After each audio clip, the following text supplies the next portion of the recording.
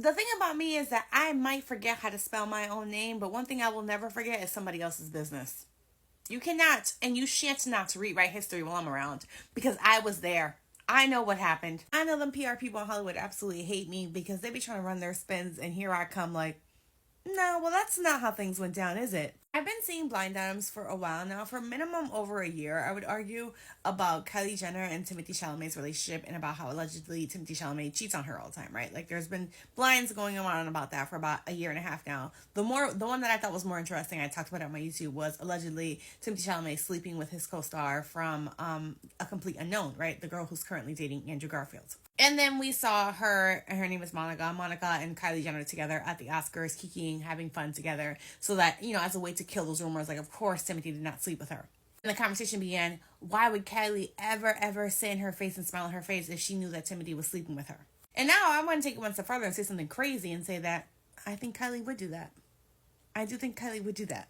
So for that statement to make sense, we got to go a little further back. Let's go back for a second. Let me walk you down memory lane. First of all, let's do a little history in the family, right? As someone who was an avid watcher of Keeping Up with the Kardashians when it first came out, like before they were famous, I used to love that show. Like, it was so funny and it was so real and it was so honest, right? And like, they didn't have a single filter. I started to hate the show after the family blew up and got really famous, because then it became obvious that the show was just a way for them to, like, again, another PR spin, a way for them to control their image and their narrative, and that was boring. But in the beginning, the show was very, very unfiltered, and it was just like a real look at what their lives was like.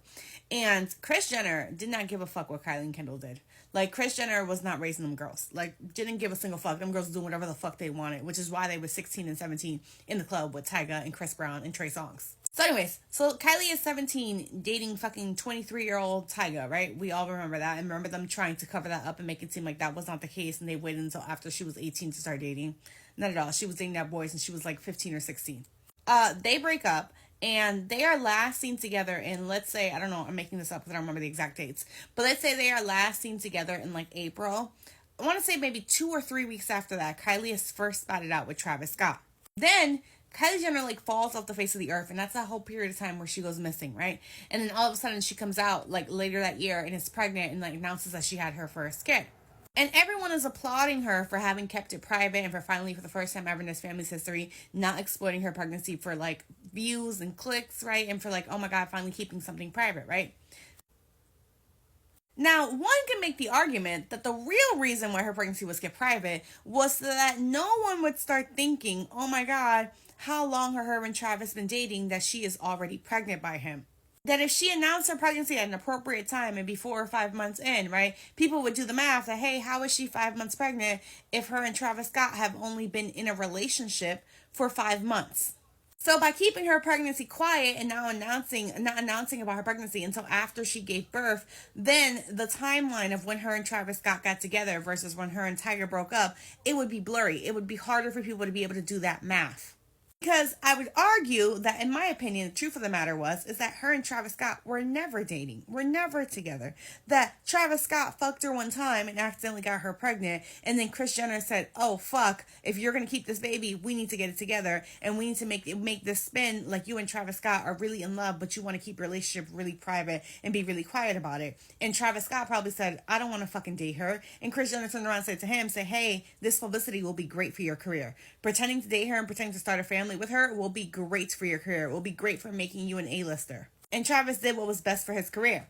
In the next 3 or 4 years, while they continue to fake this relationship and fake to be this happy family and do these photo shoots together and have all of this publicity together, it's never believable because they never know a single thing about each other. They do interviews and it's awkward as fuck, and it's like, hey, it's like these two people have never met. And it's because, hey, in total, I would argue that during this 5-year relationship, whatever time they were together, they probably have been together, spent time alone, maybe during the 10 minutes that they made these kids. So much so that Kylie Jenner, out of her own mouth, openly admits that she had been asking Travis to move in with her so that they could be together, even so that they could be together since they have kids together, and Travis kept being like, no. Could you imagine begging the father of your 2 children to move in with you and he keeps saying no? It always gave her and her mom are going to spin this like they're this sweet, very happy family and use them for publicity while he does whatever the fuck he wants without a care in the world. And I know you're going to ask, why would Kylie Jenner ever participate in this? She's so successful. Why does she need this? She doesn't need this. Why would she ever do this? And my answer to that is always that Kim and Kylie are 2 very different people. And it's fun to like compare the 2 of them. I think that they're 2 more interesting, 2 sisters who live on the 2 more extreme sides, right? And the thing about Kim is Kim has her faults, and baby, I will tell you them all. I give me any time of day, and I will list Kim's faults. But one thing I have to admire about Kim is that Kim has always been very ambitious, right? Like Kim's goal in life has always been to be very powerful, to be very famous, for things to be about her, right? Like she's always had a goal in mind, and she has gone after it. Is she lazy as hell? Yes, she is lazy as hell, but she is ambitious, right? Like she's not willing to work very hard, but there are a lot of things that she really wants. She will take the shortcut to get those things, but she wants things, right? Kylie, on the other hand, though, has never been ambitious, has never been hardworking. Again, as someone who used to watch that show, both Kylie and Kendall were supposed to be models. They were supposed to be on the runway. They were supposed to, but Kris pushed for both of them to do it. And Kylie quit right away because she was lazy and did not want to work hard and was like, I actually just don't want this as hard. And Kendall pursued it. Kendall was like, no, I want it, and went after it. And that's the reason why Kendall became a famous model and Kylie didn't. Kylie's lip gloss and her whole empire was, she kind of fell into that by accident. She did it as a reaction to the fact that people were bullying her and people were talking about her lips, and was basically, her mom was basically like, well, people are talking about your lips anyways, so you might as well make a profit off of it. But Kylie was never passionate about that. She never was like, it's my goal, my dream to be the CEO of a company. That was never her thing. She fell into it because it happened, it was already a conversation, and her mom was like, I see a way for us to make a profit. Kim has always wanted to be rich, famous, and powerful. Kylie has always wanted to be the wife of someone rich, famous, and powerful. That's the difference between the two of them. So I don't think there was ever a world in where Kylie gave a fuck what her significant other did behind closed doors. She never gave a fuck, as long as it meant that she got to be the plus one to someone very famous, that she got to be Mrs. of someone very famous. She doesn't care so much so to the point where I would go as far as saying that we've always talked about how if there's 6 sisters plus a brother, like 7 siblings altogether, it's so weird that one of them is not gay, right? And everyone's always alleged that Kendall is the gay one. But I would argue, so I would go as far as saying that if Kendall is gay, then Kylie is asexual. If I swear to you on God, if I had to make a guess, that's what would be it. But if Kylie is not asexual, look, I was eating candy on my hand. If Kylie is not asexual, Kylie is gay. And her friend, they like to...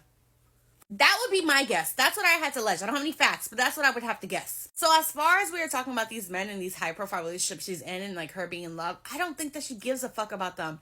I think she gives a fuck about being their plus one, about being on their arm. And picking someone like Travis Scott was about Kim having Kanye, right? And Kanye making Kim relevant, and Kanye getting Kim invited into these rooms that she was never going to get invited to on her own with her own merit, right? And then Travis Scott being Kylie's person, right? Being the one. Like, Travis Scott was a pretty famous musician, was a musician that people took kind of seriously, and he was being invited to the Grammys. And when he started dating Kylie, Kylie then also got invited to the Grammys, got also invited into these rooms. So it would be the same thing with Timothy, right? Timothy is a very famous and well-respected actor who gets invited into the Oscars, into the Golden Globes, into all these famous rooms, and is invited in perspective with these groups of A-listers who kind of don't respect her family and kind of turn their nose at her family. And Timothy is the way for Kylie to be invited into these rooms. Like, do you think that without Timothy that Kylie would be sitting next to Dakota Fanning? Do you think Dakota Fanning would ever say a word to her if it wasn't under these circumstances?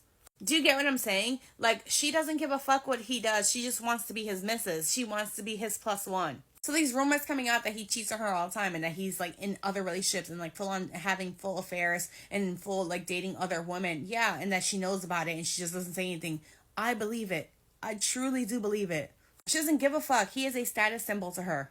If you let her, she will marry him and she can. She doesn't give a fuck. If it means that she never has to work again, if she means that she never has to think and make, like, you know, it's like make her own money and make her own name for herself, she's like, I'm good. This is what I do. I always wanted to be someone's missus. And yes, I know that she has her own money. She has more money than him and she has her companies and stuff. But do you think every single time that somebody brings up a meeting, it's like, hey, Kylie, you have to come to this meeting and you have to decide on this, she's just like, oh my God, this is never what I wanted for myself. Like, I was always supposed to be a housewife. I cannot believe people want me to go to work.